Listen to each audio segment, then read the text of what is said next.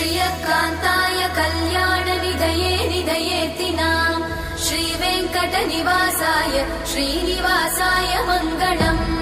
लक्ष्मी सविभ्रमालोकसुभ्रूविभ्रमचक्षुषे चक्षुषे सर्वलोकानां वेङ्कटेशाय मङ्गलम् श्रीवेङ्कटाद्रिशृङ्गाग्रमङ्गलाभरणाङ्ग्रये मङ्गलानां निवासाय श्रीनिवासाय मङ्गलम् सर्वावयव सौन्दर्य सम्पदा सर्वचेतसां सदा सम्मोहनायास्तु वेङ्कटेशाय मङ्गलम् नित्याय निरवध्याय सत्यानन्दचिदात्मने सर्वान्तरात्मने श्रीमद् वेङ्कटेशाय मङ्गलम्